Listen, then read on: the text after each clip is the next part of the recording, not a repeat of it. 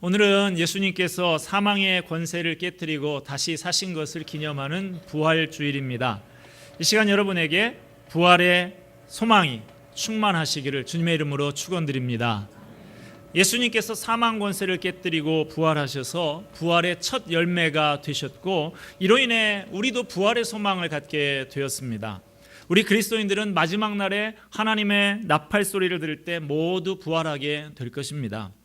기독교 신앙의 핵심은 하나는 십자가이고 하나는 부활입니다. 우리는 우리 죄를 사하기 위해서 예수님이 이 땅에 오셔서 십자가를 지시고 우리를 구원하신 것과, 그리고 그 주님이 사흘 만에 사망의 권세를 이기고 부활하신 것을 믿습니다. 오늘 우리가 읽은 본문 고린도전서 15장은 부활장이라는 별명이 붙어 있을 만큼 부활에 대해서 잘 논증하고 있는 장입니다. 여기서 바울은 만약에 그리스도의 부활이 거짓이거나 우리가 예수님처럼 부활하지 못한다고 하면 우리의 믿음이 다 헛되고 우리가 이 세상에서 가장 불쌍한 사람일 것이다 라고 말을 합니다. 그 정도로 부활은 기독교 신앙의 핵심입니다. 그런데 참 안타까운 것은 성경에서 말하는 부활에 대해서 제대로 알지를 못하고 매년 맞이하는 부활절을 연례 행사로만 맞이하는 사람이 있다는 거예요. 부활절은 연중 행사가 아닙니다. 계란이나 먹는 날이 아니라는 말씀입니다. 부활절에만 잠깐 부활을 생각하는 것이 아니라 성경에서 말하는 부활이 어떤 것인지 분명히 알고 날마다 부활 신앙을 가진 성도답게 살아가야 하겠습니다. 제가 예전에 청년부를 가르칠 때 어느 학생이 저한테 와서 질문을 해요. 목사님, 부활 그러는데 영혼이 부활하는 거예요? 몸도 부활하는 거예요? 이렇게 물어보더라고요. 그래서 제가 너 매주 사도신경 암송하면서 신앙 고백하지? 한번 외워봐라.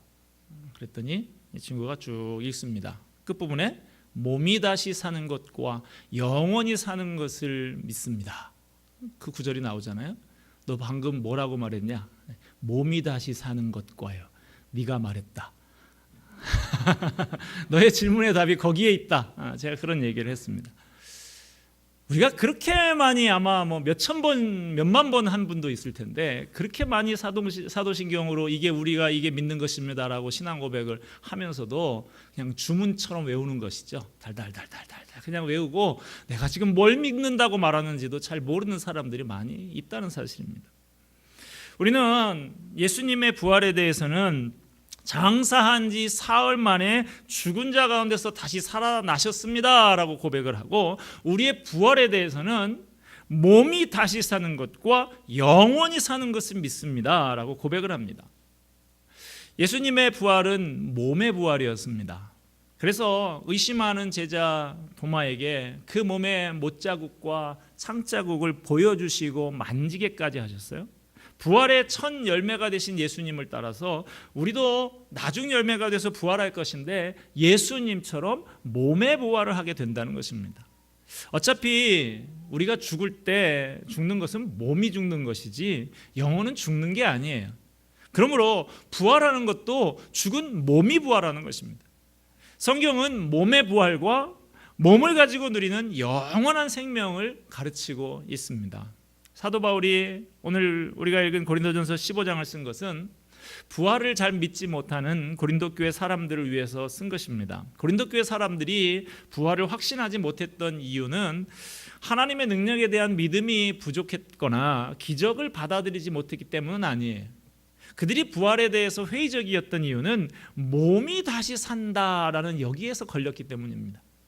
당시 그 지역 사람들이 그리스 철학을 신봉하는 그 지역 사람들이 가지고 있었던 세계관은 몸은 영혼의 감옥이다라고 생각을 했습니다. 그러니까 죽음을 통해서 그 영혼이 간신히 감옥에서 이제 벗어났는데 그 몸이 다시 살아나서 다시 감옥에 갇히게 된다, 이거 받아들이기 어려웠던 것입니다. 게다가 고린도 교인들은 자기들이 방언이라든지 예언이라든지 뭐 이런 성령의 은사들을 받아서 이미 영적인 천상적인 존재가 됐다고 생각을 했어요. 그런 그들에게 몸은 영성을 방해하는 방해물이고 죽음을 통해서 벗어버려야 할 거추장스러운 것이었던 것입니다. 그러나 바울은 고린도전서 15장을 통해서 그런 생각은 틀렸다라고 지적을 해줍니다. 오늘 본문에서 바울은 부활의 본질은 변화다라고 가르칩니다. 주님의 재림 때에 우리가 하나님 나라를 이어받기에 합당하도록 변화될 것이다라는 것이죠. 오늘 본문 51절 52절 말씀 다시 봅니다. 보라, 내가 너희에게 비밀을 말하노니 우리가 다 잠잘 것이 아니요 마지막 나팔의 순식간에 홀연히 다 변화되리니 나팔 소리가 나매 죽은 자들이 썩지 아니할 것으로 다시 살아나고 우리도 변화되리라. 자, 우리가 변화되는데 어떻게 변화되느냐? 죽고 썩을 몸이 죽지 않고 썩지 않을 신령한 몸으로 다시 살고 변화된다는 거예요. 영혼이 아니고 이 몸은 몸인데 죽지 않고 썩지 않는 신령한 몸, 변화된 몸으로 바뀌게 된다라고 하는 것입니다. 몸은 벗어버리는 것이 아닙니다. 버려지는 게 아닙니다. 몸은 몸인데 변화된 몸이 되는 것이죠. 이렇게 주님 다시 오실 때 우리의 몸이 버려지지 않고 새로운 몸으로 변화된다는 성경의 가르침은 이 세상에 대한 성경의 가르침과 아주 일맥상통합니다. 이 세상은 불타 없어지는 것이 아니라 새 하늘과 새 땅으로 변화된다라고 하는 성경의 가르침, 이것과 몸이 새로운 몸으로 변화된다는 것과 일맥상통하는 것이죠. 예수님의 부활하신 몸은 썩지 않고 영광스럽고 강하고 신령한 몸이었습니다. 그런데 예수님이 부활하신 몸에 요한복음 20장에 보면 못자국과 창자국이 남아 있었어요. 예수님께서 부활하기 전에 이 땅에 계실 때 받으셨던 그 상처가 부활의 몸에 그대로 남아 있었습니다. 그 상처가 영원한 부활의 몸에 남아 있었던 것은 그것이 예수님의 사랑 때문에 생긴 자국이기 때문이 아닐까라는 생각이 듭니다. 고린도전서 13장에 보면 믿음, 소망, 사랑 이 세 가지는 항상 영원히 남아 있을 것이다 라고 말하고 있지 않습니까? 예수님은 그 사랑의 상처가 그대로 부활의 몸까지 남아 있었다 하는 것이죠. 여기서 우리는 중요한 사실을 발견하게 됩니다. 예수님께서 이 땅에 사셨던 사랑의 흔적이 부활하신 예수님의 몸에 그대로 남았다면 우리도 마찬가지일 거다라는 것이죠. 우리도 믿음과 소망과 사랑 가운데 몸으로 수고하고 헌신하면 그 자국이 없어지지 않고 주님 다스리시는 새 하늘과 새 땅에서도 남아 있을 거라는 것입니다.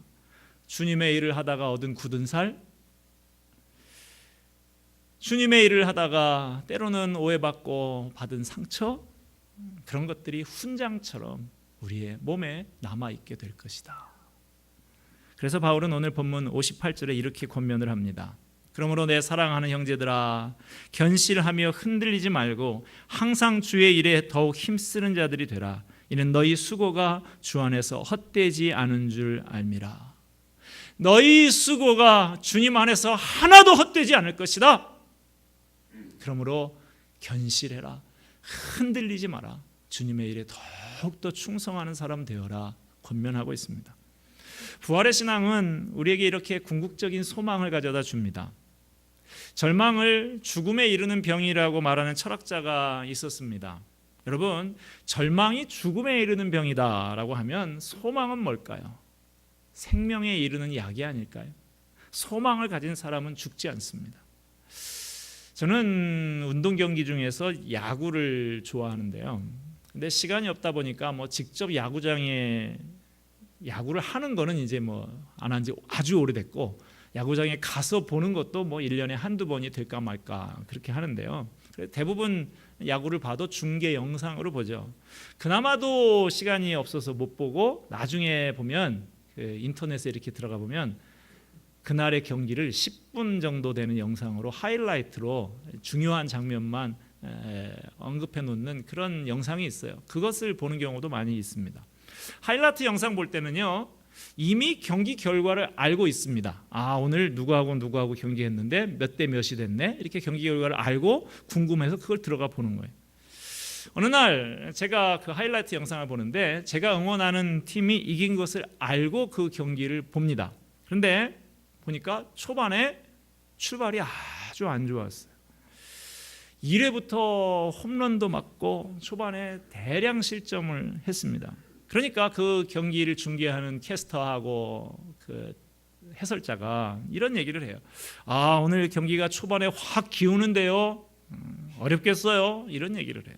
제가 그 얘기를 들으면서 웃었습니다. 어렵긴 뭐가 어려워. 이긴 거 내가 알고 있는데. 여러분, 그 캐스터와 해설자는 경기 중간에 지금 기울어 있는, 지고 있는 상황만 보고 있기 때문에 모르는 것이죠. 그래서 오늘은 어렵겠는데요. 그러지만 저는 마음이 아주 여유롭습니다. 홈런 좀 맞으면 어떠냐, 말로 위기에 몰리면 어떠냐, 결국은 이길 것인데. 전 그때 중요한 사실 하나를 깨닫게 됐습니다. 우리는 지금 인생이라고 하는 경기를 치르고 있다는 것. 저는 5회전쯤 뛰고 있습니다. 우리 인생을 9회 말 90까지 산다고 보면 50대를 사니까 한 5회쯤 되지 않겠어요? 여러분은 몇 회전 뛰고 있습니까? 여기 보면 20대도 2회전 뛰고 계신 분도 있고 1회전도 있네요. 1회전도 있고 지금 그 8회, 9회쯤 가신 분도 계신데요. 이제 몇 회 안 남았습니다. 곧 경기가 끝납니다. 그런데 여러분, 예수님을 믿습니까? 구원 받으셨습니까? 그렇다면 우리는 부활하고 승리하고 영생합니다. 믿으십니까? 아멘. 우리는 이미 인생의 승리자로 확정된 사람이에요. 그렇다면 사는 동안에 홈런 좀 맞으면 어때요? 말로 위기에 좀 몰리면 어떻습니까? 실점 좀 하면 어때요? 에이, 때려치우자, 포기하자. 왜 결국은 이길 게임을 포기를 합니까? 부활, 소망, 그 승리를 가진 하나님의 백성이 좀 힘들다고 낙심하고 절망하고 인생을 포기합니까? 부활의 소망이 있는 백성이라고 하면 홈런을 맞아도 담담하게, 핀치에 몰려도 흔들림이 없이 그것을 뚫고 나갈 수 있는 것이죠. 인생을 야구로 비유하자면, 내가 만약에 투수라고 하면 컨디션이 안 좋아서 스트라이크가 아니라 볼을 많이 던질 때도 있습니다. 살다가 보면 말로 위기에 몰려서 이럴 땐 어떻게 해야 되나 싶을 때도 있습니다. 때로는 말로 홈런을 맞아서 풀이 죽을 때도 있어요. 그러나 그게 무슨 상관입니까? 예수님께서 십자가에 달려서 우리의 죄값을 다 갚아주셨고 하나님의 자녀가 되게 해주시고 영광스러운 몸으로 부활하게 해주신다는데, 홈런 맞은 것 같은 상황이라고, 말로에 몰린 것 같은 상황이라고 두려워 떨면서 절망할 필요가 뭐가 있어요? 군인 중에 보면 군생활 견디지 못하고 자살하는 사람들이 더러 있습니다. 특별한 경우를 제외하고는 대부분 2등병 아니면 1병 때 죽어요. 저는 제대 날짜 받아놓은 말년 병장이 자살했다는 소리는 들어본 적이 없습니다. 제대 날짜를 받아놓은 군인들이 즐겨하는 말이 있습니다. 뭐죠? 거꾸로 매달아도 국방부식에는 간다. 제대 날짜를 받아놓은 군인은 거꾸로 매달리는 것 같은 어려움을 당한다 해도 나는 곧 제대한다, 나는 이제 집에 간다 라고 하는 그런 소망이 있기 때문에 이겨낼 수 있는 자신감이 있습니다. 거꾸로 매달아도 그걸 이겨낼 힘을 가지고 있는 거예요. 나는 곧 제대하고 다시 집으로 돌아갈 거라는 소망이 어려움을 이겨내게 하는 것이죠. 여러분, 말년 병장이 다시 집에 갈 소망만 가지고도 거꾸로 매달아도 이겨내는데, 영원한 부활의 소망을 가지고 있는 사람이 거꾸로 좀 매달렸기로서니 낙심하고 절망하고 포기할 수 있겠습니까? 아니죠. 여러분, 예수 믿는다고 홈런을 안 맞아요? 예수 믿는다고 말로 위기에 안 몰립니까? 그렇지 않아요. 그런 면에선 우리도 세상 사람들과 다르지 않습니다. 그런데 뭐가 다르냐? 소망이 있느냐 없느냐가 다른 것이죠. 살다 보면 이런저런 일로 힘이 들고 어려운 일을 당할 때가 있습니다. 앞이 캄캄하고 사방이 꽉 막힌 것 같이 느껴질 때가 있습니다. 죽고 싶고 인생을 포기하고 싶습니다. 그러나 여러분, 그럴 때마다 내 대신 십자가를 지신 예수님을 바라보시고 사망 권세를 이기시고 부활하신 영광의 주님을 바라보시기를 바랍니다. 인간은 범죄했습니다. 그 죄악이 이 세상에 죽음을 가져왔습니다. 이 세상에 죽음보다 강한 것이 없어요. 그래서 바울은 죽음이 왕노릇한다 그랬습니다. 죽음이 폭군이에요. 이 세상에서 가장 센 것이 죽음입니다. 여러분, 죽음의 계곡 앞에 서보신 적 있습니까? 삶과 죽음을 가르는 경계선까지 가보신 분 있습니까? 내 사랑하는 사람이 산소 마스크를 끼고 가쁜 숨을 몰아쉬는 그 자리에 있어 보셨습니까? 뼈만 앙상하게 남고 눈에 있던 생기마저 서서히 사라지는 그 모습 보신 적 있습니까? 저는 목회자로 있다 보니까 마지막 그 임종의 자리에 무척 많이 있어 봤습니다. 그 죽음의 계곡에 서게 되면 삶이 단순해집니다. 인생에서 시급하게 해결해야 될 게 뭔지 알게 됩니다. 중요한 것과 중요하지 않은 것이 쉽게 구별이 됩니다. 그 자리에서는 내가 무슨 차를 타느냐, 내가 몇 평짜리 아파트에서 사느냐 하는 것 전혀 중요하지 않습니다. 내가 어떤 학교를 나왔는지, 사회적으로 어떤 지위를 가지고 있는지 이런 것도 별로 중요하지 않습니다. 성공한 사람이다, 실패한 사람이다 하는 구별도 그 자리에서는 전혀 의미를 갖지 못합니다. 그만큼 죽음은 막강한 힘을 가지고 있습니다. 모든 사람의 길을 완전히 꺾어버립니다. 이것이 죽음입니다. 사랑하는 형제자매 여러분, 그러나 우리 예수님께서 이 무서운 죽음을 정복하시고 다시 사셨습니다. 로마 군병이 예수님을 십자가에 못 박고 죽은 예수님을 무덤에다 쳐넣었습니다. 그리고 큰 돌을 굴려서 2kg 이상 되는 큰 돌을 굴려서 그 입구를 2톤, 2kg는 안 되겠다. 2톤 이상 되는 큰 돌을 그 문에다가 막았습니다. 그리고 큰 돌을 굴려서 그 입구를 막고, 그것도 안심이 되지 않아서 세도당당한 빌라도의 어인으로 봉인을 하고 군인들이 밤낮 없이 지킵니다. 그 순간을 보면 절망인 것 같아요. 죽음이 이긴 것 같습니다. 그러나 사흘 만에 그 무덤에 gat혀있던 예수님께서 살아나셨습니다. 죽음의 권세를 이기셨습니다. 돌로 막은 것도 헛수고요, 임봉에 놓은 것도 쓸데없는 짓이요, 군사를 동원해도 소용이 없었습니다. 예수님 앞에 죽음이 아무 힘을 쓰지 못했어요. 죽음이 예수님 앞에 정복이 됐습니다. 할렐루야. 우리 예수님은 사망의 권세를 이기시고 부활하셨습니다. 성경 고린도전서 15장 20절은 그리스도께서 죽은 자 가운데서 다시 살아나사 잠자는 자들의 첫 열매가 되셨도다 그럽니다. 곡식이나 과일에 첫 열매가 맺히고 나면 머지않아서 더 풍성한 열매가 맺히게 될 것을 예상할 수 있죠. 마찬가지로 예수님이 죽음을 이기고 부활하셔서 부활의 첫 열매가 되셨다는 것은 다음에 예수를 믿고 따라올 모든 성도들이 다 따라서 그렇게 부활하게 될 것을 예상할 수 있다는 것입니다. 이처럼 우리 예수님의 부활은 그를 믿는 모든 자들의 부활의 보증이 되시는 것입니다. 그러므로 부활신앙을 가진 사람은 죽음을 두려워하지 않습니다. 죽음이 끝이 아니기 때문에 죽는 걸 두려워하지 않아요. 죽음을 두려워하지 않기 때문에 세상이 무섭지 않습니다. 그래서 낙심하지 않습니다. 절망하지 않습니다. 부활신앙은 우리의 소망을 하나님 나라에 두고 살아가게 합니다. 부활의 신앙은 우리의 소망을 하나님 나라에다 두게 하는 하나님의 능력입니다. 여러분 어떻습니까? 요즘 우리 주변을 돌아보면 숨이 막히지 않습니까? 앞길이 창창한 젊은이들이 미래가 보이지를 않아서 불안해하고 있습니다. 처자를 거느린 가장들이 잠을 이루지 못하고 아내들도 안절부절하지 못하는 경우들이 있는 것을 봅니다. 힘들고 어려운 상황에 빠진 성도들 계십니까? 낙심하지 마시기를 바랍니다. 예수님이 부활하셨습니다. 우리도 다시 일어날 것입니다. 저와 여러분이 죽고 망하고 끝날 사람이 아니라는 사실 기억하시고 오늘 당하고 있는 모든 어려움을 꿋꿋이 이겨낼 수 있는 힘을 이 예배 시간을 통해서 얻으시는 여러분 되시기를 바랍니다. 힘든 거 어려울 때, 낙심이 되고 캄캄할 때 이렇게 스스로 외쳐보시기 바랍니다. 나는 부활신앙 가진 사람이다. 나는 죽어도 다시 일어난다. 나는 지지 않는다. 나는 승리가 보장된 사람이다. 그러므로 절대로 낙심하고 절망하지 않는다. 당당히 외칠 수 있는 그런 여러분 되시기를 바랍니다.